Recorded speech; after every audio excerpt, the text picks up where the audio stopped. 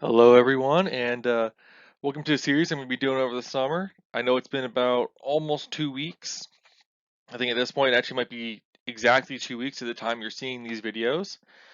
Since the NFL draft has concluded, I wanted to give some time to let everyone kind of settle in, let these players get to where they're going, kind of collect my own thoughts on these, because I needed to kind of understand what I thought about what these players went to before I could kind of do these videos.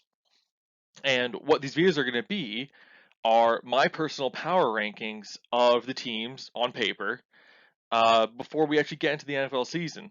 Now, the season, or at least the preseason, is going to be starting at early August. I believe it's August 4th this year. So, my goal is to have all these out before the end. It's going to be tough. Most weeks you'll have 2 to 3 videos of these, and they take a good long while to do, as I have to go through all their team moves. I have to look at their roster post this draft, as I mentioned, and kind of assign ratings to them to kind of see where they rank in relation to each other. So, with that being said, for my first team on my list, we're going to be looking at my bottom spot, my number 32, which I have assigned to the Houston Texans. All right, so let's start looking at this offensive line and quarterback situation, because for the Texans in particular, this is a bit deeper than most teams. O-line itself actually might be its most solid group on the entire roster. You got an elite talent in Tunsil, specified by the Yellow Star. I'll be doing that for the future as well. But he's an elite left tackle. He'll be there for future years. He is pricey, but I mean, you're getting what you pay for when you take a guy like that. And then with their second first round pick, they drafted Kenyon Green, who has a very high floor and is an absolute mauler. He's a hometown guy. You can signify that he is a significant rookie. I put those R's beside them. That'll also be something that shows up in every single video. So, at least for the Texans, the left side of the line is very good to at least a very solid base level of play. It drops off pretty significantly as we go towards the right. So, first, let's talk about Justin Britt. Britt's a very serviceable starter. He started last season after coming off an injury that saw him released from the Seahawks. He had to take some time off. We'll see if he can replicate that again. There are some other options that went and picked up here. I had to go through and actually sort through a lot of the depth of this team a lot more than some of the other teams, because I think the depth actually matters a lot more here. As I believe it is honestly any given Sunday that they could take the start instead. We have AJ Cann, who's picked up from the Jaguars. He's had a very solid career there. He had a peak when Jacksonville was making its playoff run. He's been in a steady decline since, but it's not really happening very quickly. So on a 2-year deal here, you might be at least able to get one of those years to be pretty solid, if not both of them. So I think it's not a bad idea. I think he'll be a good mentor for Green as well. I think you're getting what you pay for. The most, I would say, big question mark here is Titus Howard at right tackle. They tried him at guard, and it did not go well. It was rough. They had Marcus Cannon playing right tackle. I don't know why Cannon initially didn't get the full-time start at right guard and they kept Howard at tackle. That's kind of what I would have been looking to do, but they had their own opinion and they went with that.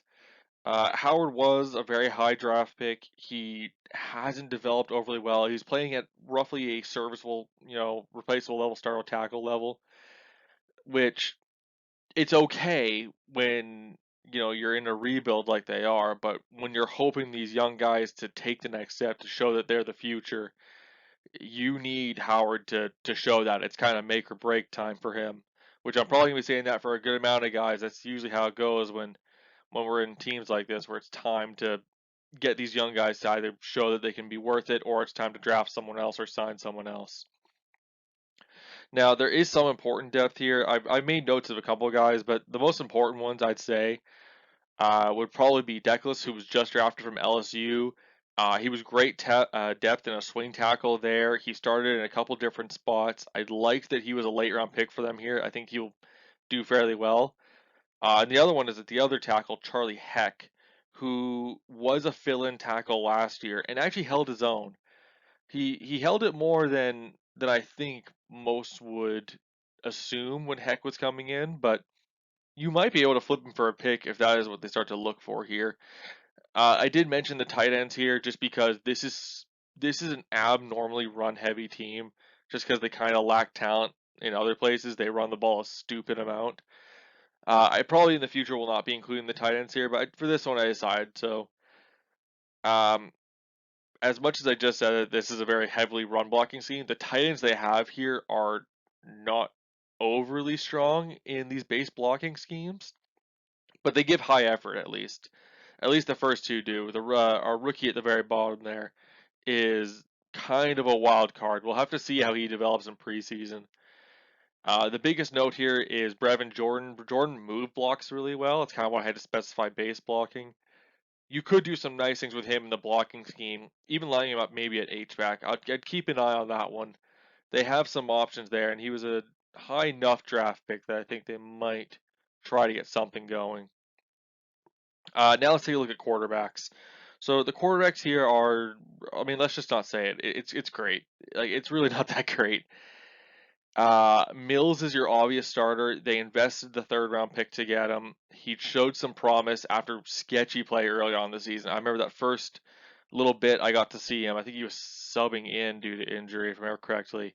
It did not look good. He threw like two picks, or he threw like almost, I think it was five. I think I counted five, which should have been turnover worthy balls.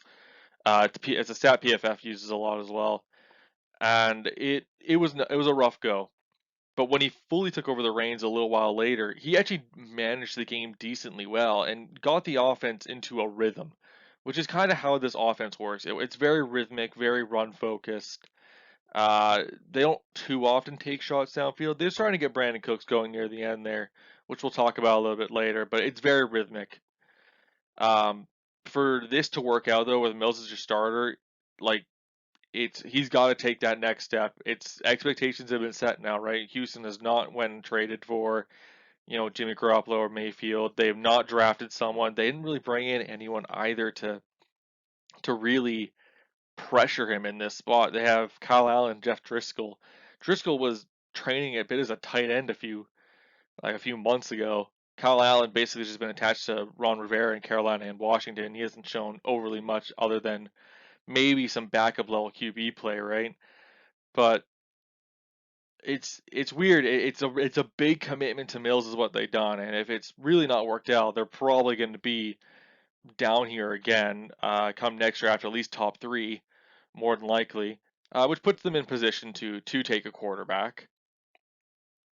They do need Mills to be able to throw the ball, or one of these guys at least throw the ball, because then when you can't throw the ball like that, I don't know if any of you remember. I think it was 20. I think it was 16. It's been a few years now, but back when the Rams didn't, I think who they have at receiver, they had like Britt and Tavon Austin. They didn't really have any receivers, right? That's basically what I'm getting at. They had no way to stretch the field, and throwing the ball was basically a non-option. So basically, what teams did was, well, like they know that Todd Gurley was the only thing they had, so they just loaded the box every time, just tons of 7, 8, 9 personnel all the way down, against whatever look they're coming out. And, they could come out in like some kind of trips formation, and they've loaded 8 in the box to say like, yeah, we don't really care. We know you can't throw it. So you have to at least have some level of being able to throw. Is kind of what my point is here. You can't just run the ball completely. So that's really going to be the difference between if this team can maybe sneak up to 5 or 6 wins, or gets maybe like 2-0. That's kind of what we're looking at. Is if Mills can keep that rhythm and keep the passing game still a viable threat. All right, time for the skill positions. Oh man, all right. For most teams, when I get to talk about them in the future, there's not gonna be many names going on here. I mean, this team in particular is just so deep and they rotate so heavily. Like, I'm not gonna be going this deep for most other teams, but this team in particular kind of needs it. All right. So let's break it down. Let's go for it. This Texan team is for sure better than last year. They have a lot more young talent and guys like Mechie and Pierce to help this offense get going. I would not be overly surprised if about halfway through the season you really see these two kind of take over as leads in their respective roles, kind of ushering that new era of Houston Texan football. Thankfully, as well, the Texans were able to keep old reliable and Brandon Cooks, even though he's not that old. He's like 28 right now. I think he'll be a very solid mentor for Mechie, and he'll help the team stretch the field if they can actually get that passing game going. He'll be a good veteran to have as the team ushers in this new era. He also offers very solid all-around play. We've seen him in multiple schemes, like have zero issues. So I think that's a really good thing that they were able to keep him around. I was worried they were not going to be able to, but it wasn't going to be too bad. You still get a pick. Um, we can now see a forgotten face here in Marlon Mack. Mack tore his Achilles in 2020, sidelined him all season. And then when the COVID situation happened, we had a drastically tight cap. He returned to the Colts on like a 1-year prove-it deal in which he just didn't get to play.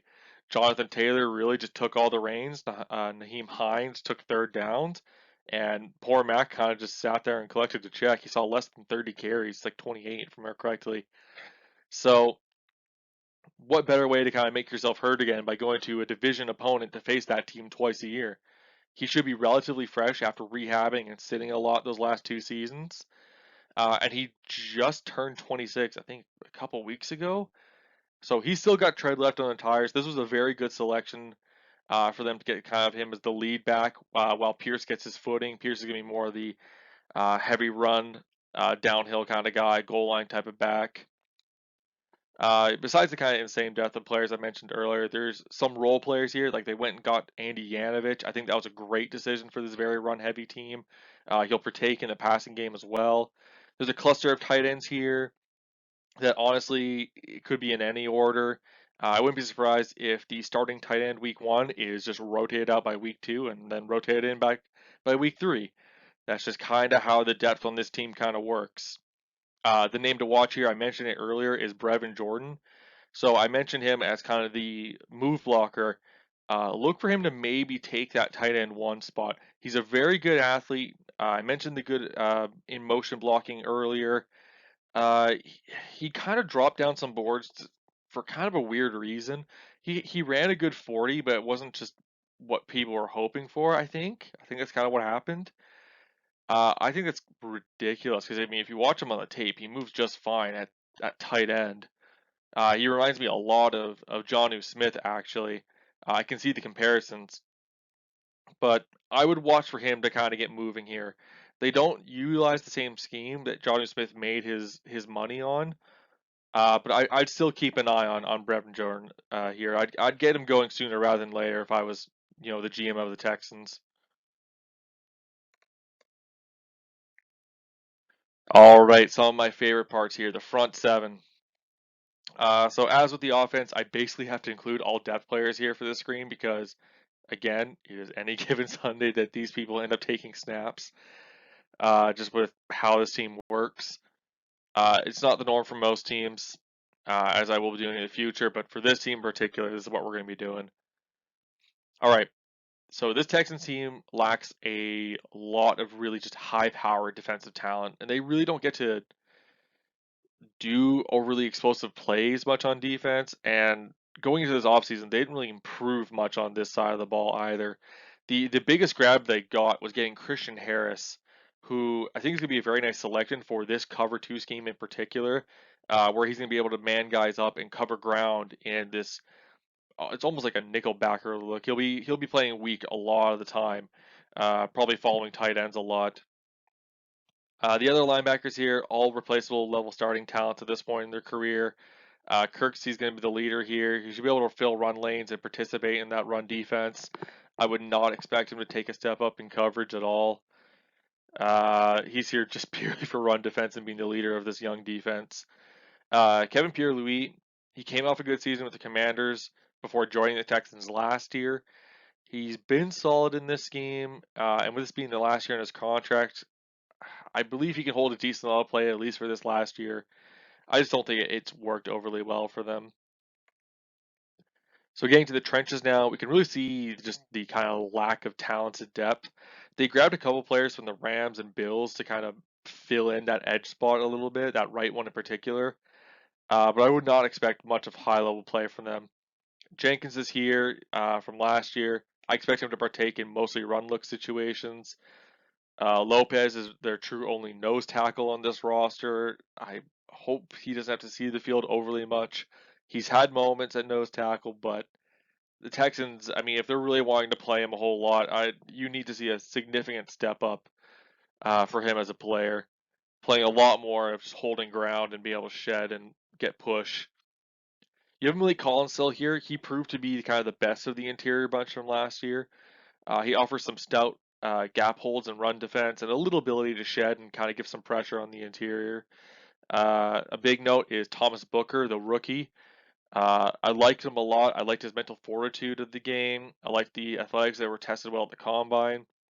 But I think it's going to be a little bit before you start to see Booker maybe take some serious rotational snaps. It's really going to be depending on how fast he gets adjusted to the NFL play style. Ross Blacklock is still here, high second round pick from the Bill O'Brien era. He's just kind of the odd man out. He's a little undersized and honestly projects better for a 3-4 scheme, which is what he was drafted for. I imagine he's going to be taking his snaps purely as a 3 tech on passing downs. His outlook really for this team is completely dependent on his ability to grow in this scheme, maybe put on some weight as well. I think he's sitting at like 292 right now. So the biggest name here for these trenches is Jonathan Grenard, and he stepped up big last year.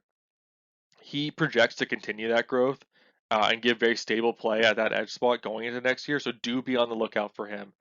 I think he'll start becoming a Texans fan favorite sooner rather than later. He and the other players have really bought into this underdog mentality here that the Texans instilled. I would not be surprised if this front seven has games where they're just utterly hungry out of nowhere. It just kind of shows life. All right, defensive backs. So the secondary is not strong either, if we're being entirely honest. It's really relying on these rookies to get adjusted to NFL speed and very quickly. Biggest name here, Derek Stingley, very important rookie, third overall pick. During his early years at LSU, like he honestly looked about as close to Revis as a prospect could, in my opinion. He matched these wide receivers incredibly well. Showed no fear when they got a step on him. If you watch his tape for Jamar Chase in practice, I mean, it doesn't get any cleaner from a defensive back perspective. It's just in stride, matching him perfectly. And that's one of the harder receivers to cover too. So keep an eye on him for that. Even after an injury, and he had a pretty decent last season for an LSU team that didn't play up to expectations. Stingley showed off his pro day. He's still an elite athlete that's just utterly insane. Also very young. I mean, this is who they're hoping can be their number one in this scheme, which I think he definitely has the talent and ability to. It's just whether he's going to be available. They also acquired one of my favorite players, Jalen Petra from Baylor in the second round. He was described to me as a leader and very vocal on defense from when I was talking around. Like a lot of guys often compared him to Jamal Adams in the way he kind of led his defense and kind of just gave and exuded energy on his team. You're gonna probably hear him from the stands, Texans fans. You'll probably fall in love with him pretty quickly. His combine also showed he had great range. He's a very fast and violent play style. I mean, he'll be an energizer in the back there, which is I think very sorely needed for this team. But again, as much as I'm raving out these two prospects, they are rookies. Rookies usually require some time to get to NFL game style. It is very rare you get guys like, say Tristan Wirfs for the Bucks or Pat Surtain for the Broncos. Whereas rookies, they come out and they're competing at a high level immediately, almost flawlessly. It rarely happens. Maybe you get it with one of them. I doubt you'd get it with both immediately. So they're going to be making a lot of mistakes early on. You're going to have to forgive them for that. All right, Eric Murray is from a previous regime. He's not the best safety around. He's mostly a guy that's used to partake in run defense. I do not expect him to play overly well. If you get replaceable level starter play from him, I'd be happy. They brought in Steven Nelson, who's been kind of on a track of jumping teams over the last little bit here. He's still better than what they've had in recent years. I don't think he drastically declined in ability. If a big if, Stephen or not Stephen Stingley can handle those wide receiver ones, then I think Steven Nelson can hang with a decent amount of those wide receiver twos in this scheme. Desmond King, he has been re-signed here, and I think that was a very smart choice by the Texans. The slot cornerback in this scheme is really essential. It is very important, especially since you need those guys to be able to be willing to get and run defense and tackle, play this really zone coverage within this first like 10 to 15 yards from the line of scrimmage. So I think that's what King actually does exceptionally well. And when he was playing for the Chargers, that's what the role is, what kind of got him being talked about as a good corner. And then, the trade to the Titans happened. Yeah, it got all of a mess from there, trying to force him to play a different scheme. The depth is kind of where it gets rough. It's a bunch of guys who took 1-year deals from other teams as they're trying to kind of prove that they still belong. My comfort in letting them take over in case, of injury or whatever is very unstable. I would feel very uncomfortable. The only one I'd feel somewhat comfortable with is Brooks there. He's kind of the only established depth guy. He fills out that Patriots safety 3 role that a lot of these ex-Patriots defenses use, or the Patriots themselves. So he's the only kind of depth player I'd be feeling okay with if you end up taking some starts. All right, let's look at special teams and how this will be coached. The special teamers themselves, not overly great. I don't expect them to be horrid, but I also don't expect them to elevate the team much or get them out of tough situations. King is going to be the returner. He's fine at it, but again, I don't expect him to elevate this team really from that spot at all. That's not really what I'd think he's really great at. I think the culture they have here will instill a good mentality to play special teams. There is some credit in that. So I would expect them to be hungry to make plays because that's kind of what they've made here. The coaching itself is intriguing to me. I like some of the coaches here, and even the Lovie Smith, the head coach thing, was a call I made last year. When I was watching him, I kind of saw Cully kind of doing his own thing, and I saw Lovey actually the one being engaging with the refs early on. He was talking with the players, he was talking with the other coaches. To me, it feels like Lovey has been the head coach the entire time. At least that's me. That's really not a knock on Cully. I'm sure he's a nice guy, but to me, looking from a leadership perspective, Lovey Smith has been the head coach the entire way. I like who he's grabbed at offensive coordinator, Pep Hamilton. I don't know if he'll really elevate the offense, but I like him to instill a good standard level of play. He's got a decent history of coaching up some players too. Ross, their special teams coordinator, I don't know a whole lot about, but again, with that culture the Texans have instilled, they've more than earned the benefit of the doubt to have a guy like him take over and get his guys going. And Lovey's going to continue to be the defensive coordinator here, which I like. It's his scheme. It's very particular. I like him to continue to do his defensive coordinator positions, kind of take over for at least the next little while. I think that was a smart move by him to stay there. So lots of coaches that are here as well. I won't name any of the depth ones. These are just the top ones, but a lot of the coaches that they have here are wanting to prove that they belong in the league, and I think it fits that team identity very well. All right, so for the power rankings, I have to explain this. This is the first time. I've separated teams into categories as well as their overall numbers. Tons of these teams are going to be grouped in similar spots as I find it kind of rank them close together. They just looking at their offense, defense, special teams, kind of outlook on the season and future seasons. I found a lot of them end up being kind of grouped more together than not. So for this first category here, we're going to be looking at teams that are in a very clear rebuild, most likely going to be taking a couple years to get back to making these constant playoff pushes.